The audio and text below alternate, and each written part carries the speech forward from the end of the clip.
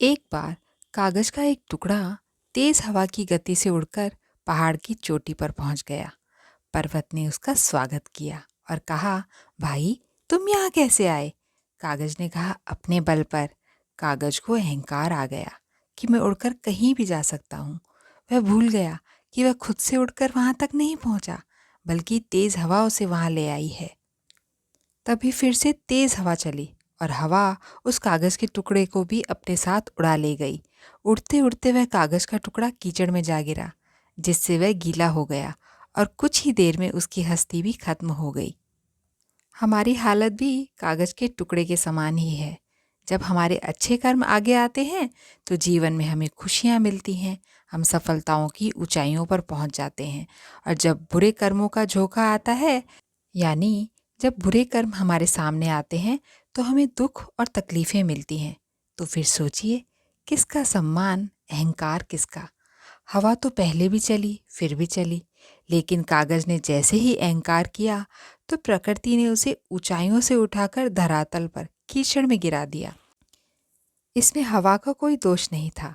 दोष तो कागज का था कि उसने परमात्मा का धन्यवाद न करके खुद पर अभिमान किया।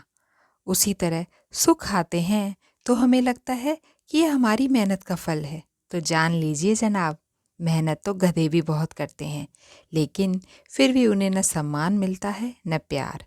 हम सभी जैसे हैं जहाँ हैं अपने कर्मों की वजह से हैं। दुख सुख हमारे अपने कर्मों का फल है।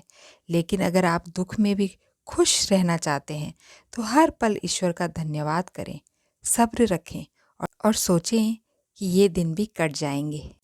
क्या आप जानते हैं कि एक बार तुर्की के प्रसिद्ध कवि नाजिम हिकमत ने अपने प्रसिद्ध चित्रकार दोस्त आबिदीन से अनुरोध किया कि वह खुशी पर एक पेंटिंग बनाए। पता है आबिदीन ने क्या बनाया? उन्होंने एक टूटे हुए पलंग पर मीठी नींद में सोए एक परिवार की पेंटिंग बनाई।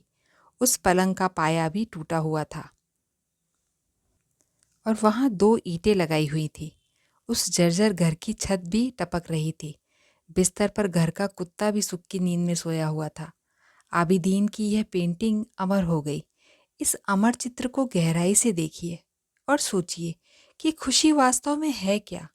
इस चित्र को देखकर लगता है कि खुशी मुसीबतों की अनुपस्थिति नहीं, बल्कि मुसीबत दुख की स्थिति को सहज भाव से स्वीकार कर लेना है।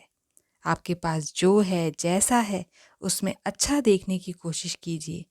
चाहे कैसी भी बुरी स्थिति क्यों ना हो, उस स्थिति को कोसिए मत। परमात्मा से हिम्मत मांगिए, उसका शुक्र कीजिए, वह मदद ज़रूर करेंगे। ऐसी बातों के लिए दुखी होना छोड़ दीजिए जो आपके नियंत्रण में नहीं है। संत कहते हैं कि जीवन के सत्य को समझिए। संसार के सभी संयोग हमारे वश में नहीं हैं। हम अपने कर्म के अधीन हैं और कर्म कब अपनी दिशा बदल देंगे इसकी कोई गारंटी नहीं है। तो हम उन परिस्थितियों पर गर्व कैसे कर सकते हैं जो हमारे कर्मों के अधीन हैं। अच्छे कर्मों का फल अच्छा और बुरे कर्मों का फल बुरा मिलना निश्चित है। और कब कौन से कर्मों का फल मिलेगा यह कोई नहीं जानता। इसीलिए सदैव अच्छे कर्म करें, ईमानदार रहें, सच्चे रहें, सभी से प्यार करें, सभी का सम्मान करें, एक अच्छे इंसान बने।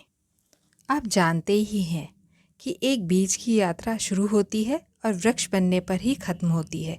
नदी की यात्रा सागर तक है और मनुष्य की यात्रा ईश्वर तक है।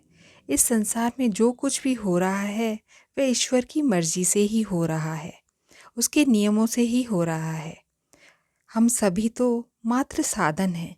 इसलिए यह भ्रम कभी न पालें कि मैं न होता तो क्या होता, या मेरी वजह से सभी काम हो रहे हैं। सभी काम उसकी दया से हो रहे हैं, हम तो बस निमित्त मात्र हैं।